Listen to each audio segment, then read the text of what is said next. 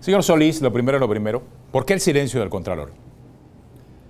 Yo fui una persona muy beligerante políticamente y no quiero que se malinterprete o se confunda el rol del Contralor. El Contralor no puede tener ninguna aspiración política. Y un Contralor beligerante, un Contralor que salga a hablar, podría ser malinterpretado. Tenemos la prueba histórica en la reciente democracia. Chinchorro Carles, Alvin Widen, fueron contralores muy beligerantes. Estaban en los medios siempre hablando. Y ambos evidenciaron una aspiración presidencial. Pero está claro que ese silencio ha provocado otro tipo de cuestionamientos. O sea, uno, que la gente piensa que usted no trabaja. Dos, que la credibilidad de la Contraloría se ha visto comprometida. O sea, ¿cómo entonces hacer frente a eso? Es más, muchos dicen que usted no investiga a sus amigos. O sea, ¿cómo enfrentar entonces eso? Sí, lo reconozco y hago un mea culpa. El Contralor tampoco puede estar guardando silencio. Yo he tratado de que la institución sea la que comunique, pero vivimos en una sociedad en que la gente quiere ver al santo en la procesión. Esa es la realidad. Y hago... No, ver al santo y que de la misa también. Exacto. El trabajo de la Contraloría se ve en el trabajo de la fiscalización que se hace del Estado. Por ejemplo, el control previo, como hablamos, 1.800.000 documentos de afectación fiscal por 101.000 millones de dólares. Fueron documentos que revisó la Contraloría en estos 2 años. De esa cantidad de documentos que se revisaron, nosotros mandamos a corregir. Esa es la cultura de corrección. Cuando algo se presenta incorrecto, lo corregimos. Mandamos a corregir 255.000 documentos por 8.700 millones de balboas. De esos documentos se corrigieron, se subsanaron errores en el procedimiento administrativo de 225.000 documentos. Quedaron sin corregir, que no se refrendaron, 30.000 documentos aproximadamente por 1.300 millones de dólares. Incluyendo documentos de sus amigos. Todos son los documentos del gobierno. Hablo de sus amigos porque obviamente usted sí militó activamente en el Partido Revolucionario Democrático. Y acuérdese que en esta época todo queda guardado. Están todos los mensajes en Twitter suyos a favor de Gaby Carrizo, a favor del presidente Laurentino Cortizo, en fin. Por eso es que le preguntaba acerca de que si también echa para atrás documentos de sus amigos. Bueno, sí, podemos revisar todo lo que hemos hecho y se darán cuenta que todo el gobierno es amigo, la Contraloría no es enemiga. La independencia de la Contraloría no es que la Contraloría es oposición, la Contraloría es objetiva. Su razonamiento tiene que ser neutral y eso es lo que nosotros hacemos. Explíqueme sobre la estrategia del silencio, porque si la estrategia era el silencio, ¿por qué se necesitaban consultorías de imagen en Contraloría? Buenísima pregunta. Y no me gusta tanto referirme a eso porque se puede malinterpretar como un ataque a lo que había. Y esa no es la intención.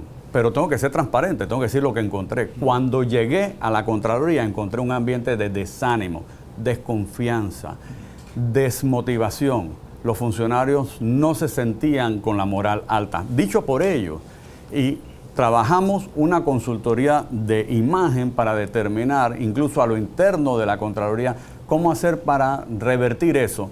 Y parte de mi silencio hacia el exterior ha sido mi voz a lo interno. Preferí primero fortalecer a lo interno la Contraloría. Pero esa situación la encontró en el Departamento de Relaciones Públicas, porque aquí hay un Departamento de Relaciones Públicas robusto. ¿No podía hacer ese trabajo? Sí, yo creo que yo he recibido mucho apoyo de la Dirección de Comunicación de la Contraloría. Un equipo muy profesional está ahí trabajando y me ha ayudado durante estos 2 años y medio.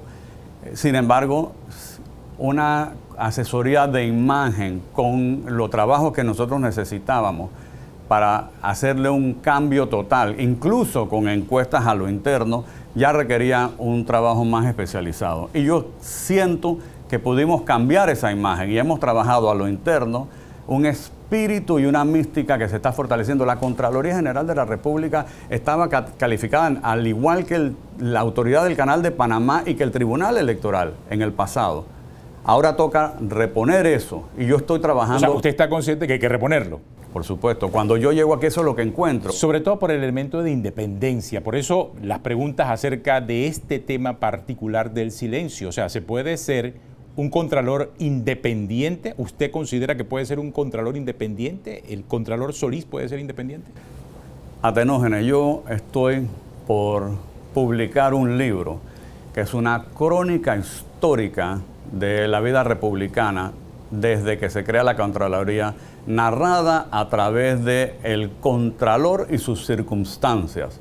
Y allí podremos ver la historia de todos los contralores, de dónde salieron, qué hicieron cuando fueron contralores y a dónde se fueron cuando salieron. ¿El libro qué tiene que ver con independencia? Precisamente, allí vamos a poder ver una gestión en perspectiva y determinar cómo ha sido esa gestión y cómo ha sido cada una gestión. Uno tiene que poder analizar en contexto cada institución. Yo creo en la institucionalidad democrática, yo creo en el fortalecimiento de la Contraloría. Y sí, la Contraloría es independiente del Ejecutivo, del Legislativo y del Judicial. Ahí están las pruebas, los números de lo que nosotros hemos mandado a corregir. Es una función constitucional. O sea, usted por constitución tiene que vigilar la conducta oficial de los servidores públicos. Y una función clave es la fiscalización, regularización, control, manejo de fondos y bienes públicos. Ahora, ¿quién se está haciendo el vivo?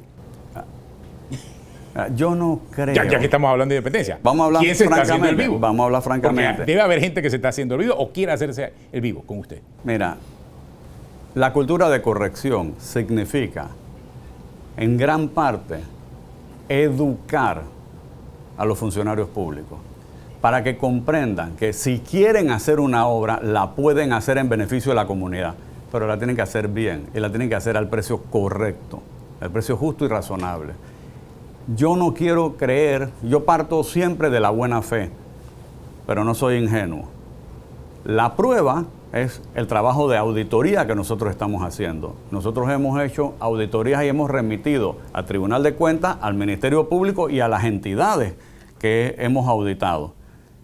Solamente en el 2021, mandamos aproximadamente 101 auditorías. Y en lo que va de este año, 2022, hemos remitido 65 auditorías. ¿De esos números de los tres órganos del Estado? De los tres órganos ¿De del algunos Estado. más que otros o cómo es? No tengo de memoria, pero sí lo que te puedo decir es que lo importante es que quede claro de que la labor de auditoría de la Contraloría es una labor de un perito externo que audita un acto realizado por otro y lo hace de manera neutral, lo hace de manera objetiva. Lo más reciente es el tema de los gastos de movilización de los alcaldes y representantes de corregimiento. Y aquí la comunidad lo vio primero justificarlo y después eliminarlo. Y cito textualmente la respuesta que usted le dio al procurador de la administración. A la pregunta del por qué requirió la información, usted le dice, ¿por qué no le requirió esa misma información cuando Federico Homberg fue contralor? O sea, usted le responde al procurador de la administración con una pregunta, una justificación a algo que después elimina. ¿Por qué pasó eso? Al más tonto le preguntan quién es Dios. ¿Eso qué significa? Eso es una expresión popular que tiene un mensaje muy poderoso. Tengo que decir, Atenógenes, que a mí me gusta ser justo y la mayoría de las personas piensan que porque yo digo un hecho es lo que yo quiero. No, yo describo el hecho. Los gastos de movilización de los representantes existen desde hace 15 años. Los representantes de este periodo fueron elegidos existiendo el gasto de movilización. No son estos representantes de corregimiento los juegavivos. Ese fondo estaba allí. La Procuraduría de Administración lo conocía, pudo haberlo demandado. Pero el hecho de que en el pasado se haya procedido de esa forma no significa que hoy esté bien y que usted lo hubiese aceptado como bien, sabiendo que estaba mal. La prueba está que yo los suspendí y finalmente los eliminé. Justifico el derecho que tienen ellos como poder popular de tomar sus propias decisiones. No había un estudio que se había ordenado hace 15 años, no se hizo. En ausencia del estudio se permitió su uso. Ante la situación actual, Yo realizo el estudio y producto del análisis que yo hago de mi pensamiento determinamos que no procedía. La pregunta es, bueno, ¿qué se hace con esos fondos? Esos fondos están en el presupuesto de la Junta Comunal y del municipio. El único que tiene el poder para decidir qué hacer con esos fondos son ellos mismos. Esa es la independencia, la separación de los poderes, el respeto a la institucionalidad del Estado. La Contraloría sí puede explicarnos en este momento, ya que estábamos hablando de eso, si algunos alcaldes y representantes no estaban justificando esos gastos, porque si era su responsabilidad justificarlos, o si lo estaban tomando como parte de su salario. Ese es un tema, no hubo, desde que se aprobó la creación de eso, no hubo un manual. O sea que sí lo estaban utilizando como parte de su salario, porque una cosa son los gastos de representación y otra los gastos de movilización. Cuando a mí me describen el uso de esos fondos, que lo describieron incluso públicamente, lo hacen de una manera que se interpreta que lo usaban para gastos imprevistos, para situaciones que se les presentan en la comunidad al político, al representante, al alcalde, que el rol que ellos desempeñan es totalmente distinto al nuestro. En pandemia, en la repartición de las bolsas, que fue supervisada con una auditoría social con la Comisión de Justicia y Paz de la Iglesia Católica, que la Contraloría creó como una veeduría social, así como en el Tribunal Electoral tenemos a los delegados electorales, aquí hicimos esto y pudimos comprobar el manejo 99.99% de precisión de ese proyecto no manejado políticamente. Los que lo llevaron a cabo de manera apolítica fueron los representantes de todo el país. Sí, pero ellos usaban esos fondos para eso. Claro, pero ¿justificaron o no justificaron esos gastos imprevistos? Bueno, la explicación que nos dieron a nosotros es que esos gastos son imprevistos. No había, los contralores anteriores no le pusieron un manual para la rendición de cuentas de eso. Yo sí lo estoy haciendo. Sí, pero como no existía un manual, entonces lo que entiendo es que ellos lo utilizaban como un ingreso. ¿No había una justificación de parte de ellos a esos gastos? Bueno, no me la han presentado a mí. A mí no me han presentado una justificación de cada caso que cada representante ha hecho. Lo que sí te puedo decir es que a nivel nacional existe una política pública de uso de esos fondos que no la inventaron estos representantes. Pero si entonces, si no justificaron los gastos, entonces Contraloría no pudiese investigar todo ese dinero, porque ahí pudiese recuperarse mucho dinero que no fue justificado, ¿o eso es irreal? No quiero especular sobre eso. Lo que sí puedo decir, y vuelvo y reitero, usaban los fondos como un imprevisto. Los contralores anteriores no establecieron un manual para el uso y la rendición de cuentas del imprevisto. Yo sí establecí un manual y una guía de cómo se deben manejar esos fondos. A partir de ahora, mí sí me deben rendir cuentas. A partir de ahora ya no será parte de su salario. ¿Sí tienen que justificar esos gastos? No te puedo decir si era parte del salario y no puedo especular porque no, concretamente no me han dicho era parte del salario. Usted me acaba de decir que no justificaban esos gastos, significa que ellos consideraban que era parte de su salario. Habría que preguntárselos a ellos, pero lo que sí te puedo decir, Atenógenes, independientemente de su independencia y que se lo hayan aprobado los consejos municipales a ellos. Ahí voy. Lo que sí te puedo decir es que esto no es un tema de política partidista, esto es un tema de política de Estado, porque los alcaldes y representantes de todos los partidos, de todos, lo usaban. Entonces, esto es un tema de visión de Estado, de cómo ellos visualizaban el desempeño de sus funciones para beneficiar a sus comunidades.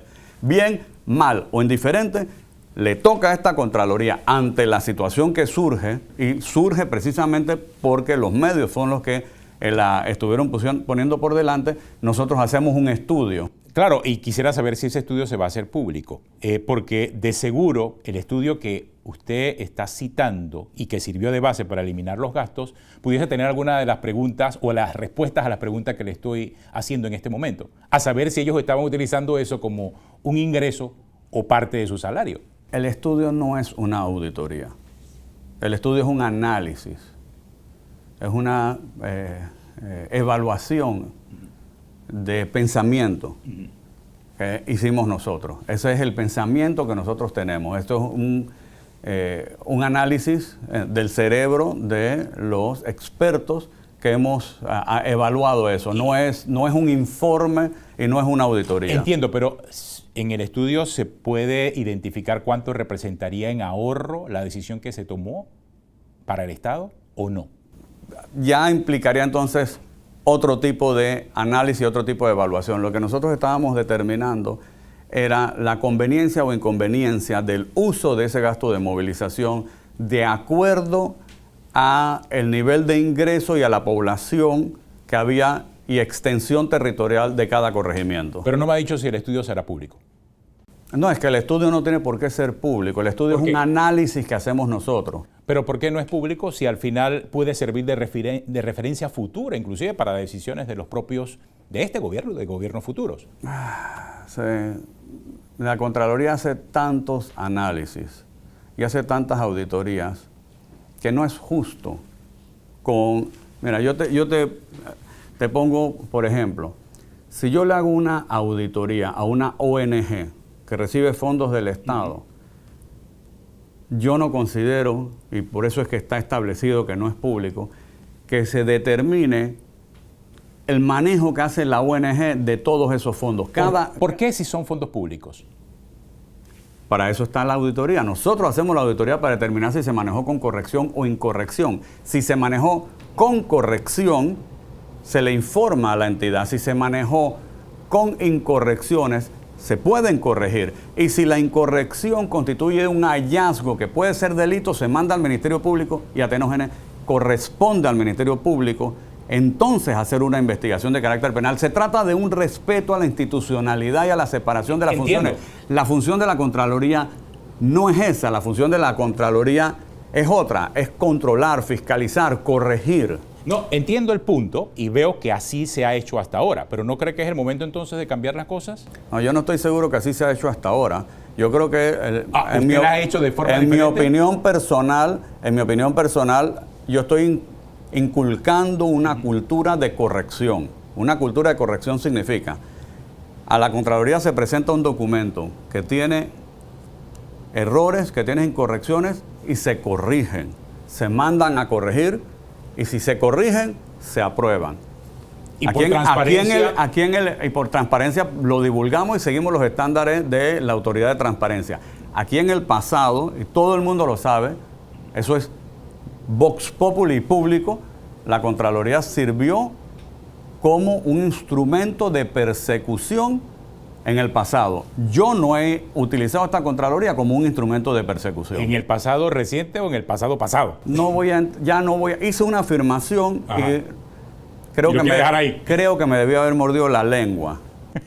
Creo que me debió haber mordido la lengua. Bueno, por lo mismo, usted está haciendo una afirmación que también refleja una crítica. ¿No cree que es el momento de cambiar las cosas? Así hay otros ojos que pueden ver estos estudios y que a lo mejor llegan a otro tipo de análisis, más allá de lo que legalmente hace la Contraloría. Ese era todo el punto. Ahora te voy a mostrar un informe, papeles de trabajo y una auditoría que las personas piensan que no ha sido público. Te voy a mostrar el audito de Panama Ports. Me imaginé que me iba a hablar acerca de Panama Ports y yo sí quisiera hablar específicamente de Panama Ports para entender qué ocurrió allí.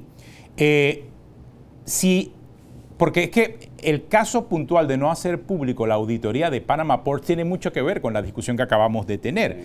Si no hubo irregularidades, según concluyó la Contraloría, ¿por qué no se hace pública y se determinó que era un documento confidencial? No entiendo esa decisión.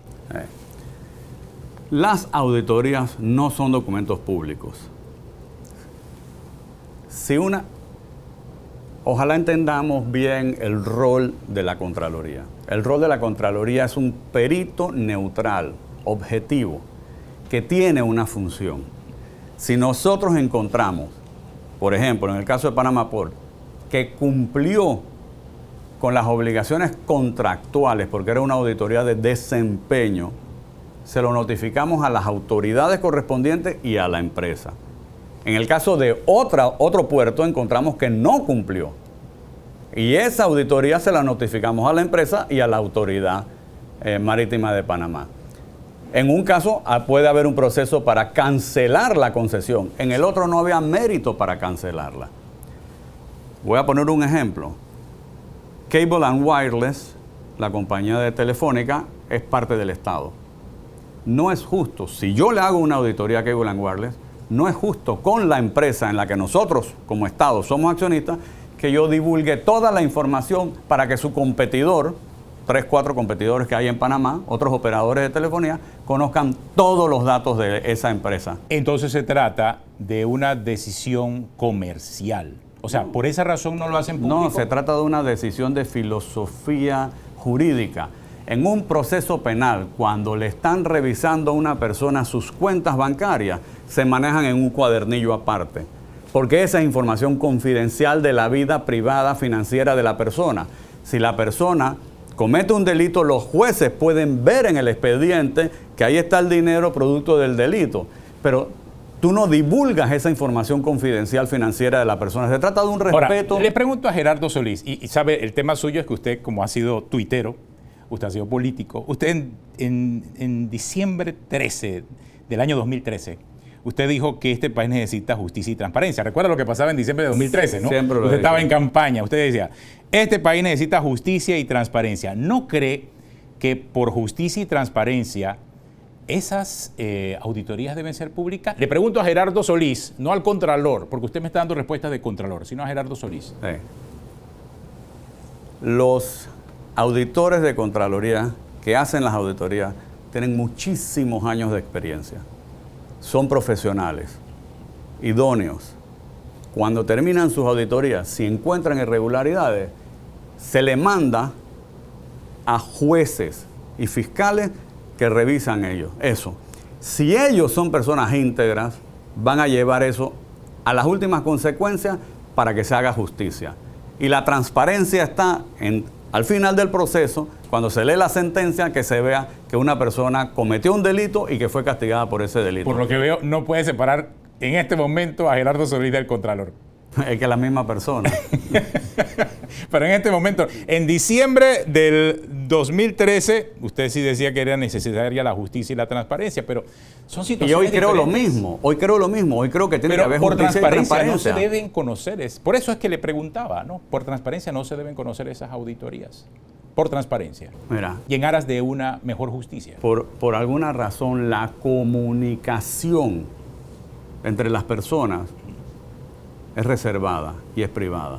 Por alguna razón una persona no puede grabar indebidamente, sin conocimiento de la otra, una comunicación, una conversación y hacerla pública.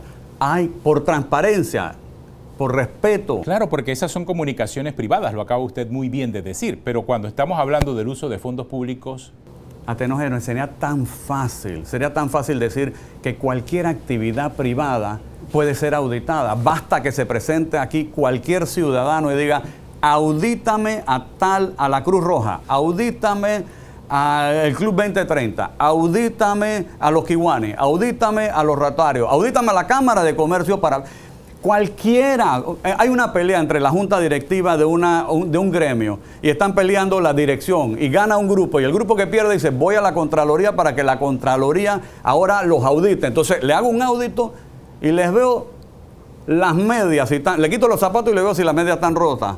Y entonces la auditoría la tendría que hacer pública. Es un tema de filosofía del derecho que requiere mucho análisis. Y eso no va a cambiar, por lo visto. Por alguna razón así es. Y yo creo que así tiene que seguir siendo. Le pregunto entonces sobre el mismo caso de Panama Port. ¿Es cierto que usted propuso la venta de las acciones del Estado a Panama Ports? Formalmente no lo propuse. Sin embargo, digo que es una buena idea. Está a favor de eso. No lo propuso oficialmente, pero sí está a favor. Creo que es una buena idea. ¿Por qué? Y lo digo porque es una concesión. Y la concesión, nosotros tenemos el 10% de las acciones de la concesión, de la concesionaria. Dentro de 25 años, esa concesionaria termina su concesión. Dentro de 25 años, nuestro 10% vale cero. Hoy, nuestro 10% está en su 100% de valor. Es el momento más alto de valor de nuestro 10%, porque tienes 25 años por delante para la actividad comercial. Si la vendemos hoy, le sacamos el 100% valor a nuestra inversión. Si la vendemos en el año 12 y medio, quedarían medio año, mitad de la concesión. Por lo tanto, nuestro 10% vale la mitad, valdría 50% de su valor. Este es el momento para venderla, pero no la he propuesto formalmente. Lo comenté porque tengo derecho a voz, no voto, en la Junta Directiva, y lo comenté en la Junta Directiva. Si yo fuera un miembro del Ejecutivo y tomara la decisión en la Junta, en la AMP, yo evaluaría, consideraría, con unos estándares internacionales, con evaluadores internacionales, tal vez de Nueva York, de Londres, evaluaría nuestro 10% y lo ofrecería en venta al mundo, a ver quién quiere ser 10% socio de esa concesión. Independientemente de su opinión personal, si el Estado tomara esa decisión, la Contraloría también tendría que opinar allí. Por supuesto, y claro que la avalaría. En ese caso la avalaría. Hablemos ahora de la planilla del Estado, que aumentó en el Ejecutivo y en el Legislativo en pandemia. ¿La Contraloría puede poner orden en eso o no? La Contraloría, dentro de la cultura de corrección, no coadministra. Pero eso es un tema que es muy importante tocarlo, porque tenemos que poner las cosas en perspectiva. Tú no puedes dar una cifra si no la comparas con lo que había para entender la perspectiva de lo que estás diciendo. Nosotros tenemos que ver cómo era la planilla antes. La planilla en el sector público del 2009 al 2014, cuando Chato Vallarino era contralor y entra Gioconda de Bianchini, crece 21% en funcionariado, la planilla del Estado. Nombran 21% más personas, pero les pagan 50% más en dinero. Durante la administración de Bianchini, crece 21% más personas, 50% más. Durante la Contraloría anterior, en el gobierno anterior, nombraron 16% más personas y les pagan 62% más en dinero. Y este gobierno, en lo que va, solamente ha aumentado la planilla 4% y le ha pagado 13% más en dinero. Es decir, una 50%, la otra 62% y este gobierno 13%. Entiendo la comparación. En términos de personal, una aumentó 21% del personal, la otra 13% del personal y este 4%. Entiendo la comparación si estuviéramos en época normal, pero estuvimos en medio de una pandemia. Era el momento para hacerlo. ¿Por qué se tomaron esas decisiones? ¿Por qué, por ejemplo, no se controló el gasto público en pandemia? ¿Por qué se tomaron las decisiones de tomar dinero prestado en vez de controlar el gasto? Y ahí la Contraloría sí tuvo mucho que ver. Buenísima pregunta y sirve para aclarar. Vamos a poner esto en contexto. ¿Qué pasó en Chile? País súper culto. Colombia, país de lo más culto que hay en América. Salieron a saquear, salieron a las calles, para protestar violentamente. Hubo gobiernos que estuvieron a punto de caerse por el mal manejo de la pandemia, por no atender las necesidades humanas de las personas. Y yo quiero poner esto en contexto y en una perspectiva. Imaginemos, voy a trabajar con cifras reales y la voy a reducir a una cifra entendible. El Producto Interno Bruto en Panamá podía ser alrededor de 43,000 millones de dólares. Es una cifra muy grande. Voy a ponerlo en un contexto entendible. Imagínate que es el presupuesto de un hogar de clase media, 43,000 dólares. Por pandemia se redujo a 35,000 dólares. 8,000 dólares menos en el año. ¿De dónde saca los 8,000 dólares? Y esa familia, una familia que tiene una fonda o un restaurante. A ese lugar llegaban a comer 100 personas al mes. Y ahora le llegan 16 personas. Es decir, no hay inversión extranjera. Nuestra inversión extranjera se redujo por la pandemia en 84%. Y nuestra producción de riqueza o Producto Interno Bruto se redujo. ¿Cómo se financia? ¿Cómo se maneja esa persona? Si tiene un presupuesto del hogar de esa familia, si el presupuesto es un presupuesto de aproximadamente 25,000 dólares al año, 2,000 dólares al mes. Y el presupuesto de 2,000 dólares al mes se reduce por los ingresos solamente a $1,500 al mes. Les falta $7,000 al año. Entonces uno lo que busca es una fuente alternativa de ingreso y esa fuente cuesta alrededor de $170 mensuales. Eso, perdón, como $500 mensuales. Entonces eso es lo que nosotros estamos haciendo. Nos endeudamos en $500 mensuales para poder completar los $8,000 que nos faltaban para poder mantener el presupuesto familiar. ¿Y en qué se usó el dinero? Se usó el dinero en lo que había que usarlo. En planillas, ya vimos. No. Déjame aclarar eso, porque eso es sumamente No, es que esa es la percepción. Se usó en planillas, se usó en consultorías, porque hablamos de 213 millones en consultorías. Ese es el punto. Eso es bicoca, eso es pequeño. 213 millones y si de bicoca. Es un montón de plata. Si lo quieres llamar pecata, minuta pecata. Pequeño es ese pecado. Si lo quieres llamar así, si quieres decir que fue un error, yo creo que no fue un error. Yo creo que el Estado... No, le pregunto en qué, porque la pregunta general ahora mismo es que se utilizó para planilla, para consultoría. No, se utilizó principalmente para mantener la paz social. Bolsas de comida, para llevar comida a los lugares más apartados. Eso fue público y se vio. Así es. Y en la vacunación, en salud. También no se detuvo, aquí no se detuvo la compra de medicamentos y el Estado reactivó proyectos en los que principalmente están las infraestructuras de salud que se habían suspendido. Esas dos cosas se vieron, pero también se vieron las consultorías y se vio también el aumento de planilla. ¿Era necesario? Sí, yo pienso que es una decisión que corresponde al Ejecutivo, no me corresponde a mí, pero si me preguntas a mí si yo la avalo, ¿lo hubiera hecho? Sí, la avalo y sí lo hubiera hecho. Y te pongo un ejemplo. ¿Cuál es el mecanismo para obtener una consultoría con el Estado? Porque es que gastan millones en consultorías. ¿Qué se necesita? Sí, pero no son esas cifras. Acabo de mandar a revisar. ¿No son los 213 millones? No, hombre, no, y menos en el municipio. Eso es una información que ¿Es menos plata? ¿Cuánto es? Es una información que no... Acabo de pedir hoy que me verifiquen esa información y voy a tener la data de cuánto es consultoría realmente del alcalde y cuánto es de cada... O sea, lo de los 213 millones, entonces la cifra es errada. ¿Se puede decir? No puedo decirlo porque no he hecho todavía, la información no la he recibido. Pero no me ha dicho cómo se consigue una consultoría en el Estado. En cada entidad, mira, la Contraloría... ¿Y cómo verifica la Contraloría que esa consultoría, primero, se necesite y segundo, el consultor sea idóneo? Y tercero, que entregue lo que dice que tiene que entregar. Okay, ¿no? Eso es parte de la cultura que yo quiero dejar, lo que llamo cultura de corrección. Aquí, el Estado... y el Contralor, viste la cantidad de documentos que nosotros tenemos por delante que atender, pierde el tiempo o pierde la buena oportunidad de dedicar las auditorías de desempeño. Nosotros nos hemos dedicado a auditorías de cumplimiento o auditorías financieras. Explico la diferencia breve.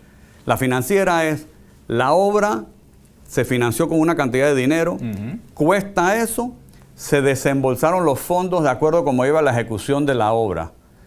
Avance de obra, avance financiero. Esa es la financiera. Y tenías los fondos y tenías la partida. Si eso se hace correctamente, la auditoría determina que estuvo bien manejado financieramente.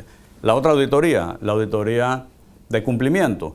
El contrato dice que debes construir una obra con acero, con tejas, con bloques. Construiste la obra con acero, con tejas y bloques. Cumples con cumplimiento. Esa es la de Panama Port.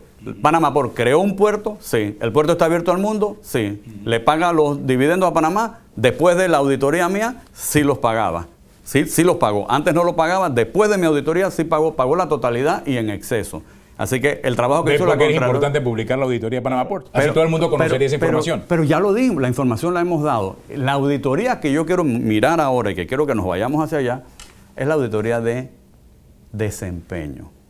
La auditoría de desempeño va a determinar si lo que se está haciendo sirve para lo que se necesitaba en la comunidad. Es que en el pasado hubo casos aquí y denuncias tramitadas por la Fiscalía de Cuentas en donde se hicieron consultorías de copy-paste de Google encima.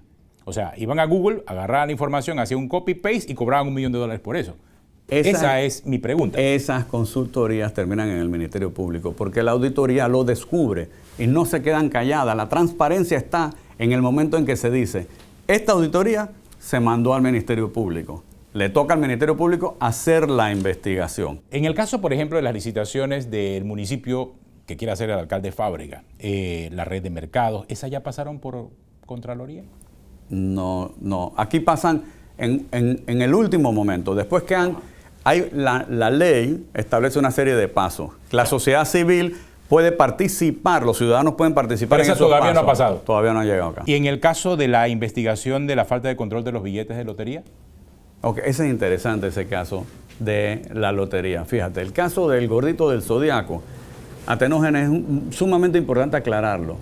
Así que se creó la impresión de que en el pasado se ganaba el gordito del Zodiaco una vez al año y que en este gobierno se gana el gordito del Zodiaco una vez al mes. Entonces uno dice, alguien está haciendo trampa. En un año te lo ganas 12 veces y antes se lo ganaban una vez. La respuesta, en Panamá, hoy, todos los meses hay un nuevo millonario. No es eso sospechoso, no es eso sospechoso, perdón. Te voy a explicar ahora. La lotería hace un nuevo millonario todos los meses. Y no es sospechoso. Yo pensé lo mismo que tú. Ajá. ¿Por qué? ¿Qué cambió? Y lo que cambió es que antes el gordito era acumulado. Cuando el monto del acumulado era pequeño, poca gente compraba el tiquete. Cuando llegaba a $1 millón, todo el mundo compraba el tiquete. Si se venden todos los tiquetes, alguien se lo gana. Ahora, el monto del gordito del Zodiaco siempre es $1 millón todos los meses. Como es $1 millón todos los meses, todo el mundo compra el billete, alguien se lo gana. La investigación gira en torno, casualmente, a funcionarios de la lotería que se quedaban con muchos de esos billetes ganadores y lo cobraban sin haberlos devuelto. En el caso del gordito del Zodiaco, no, porque se vende todo. ¿Y en el caso de los otros billetes? Ok.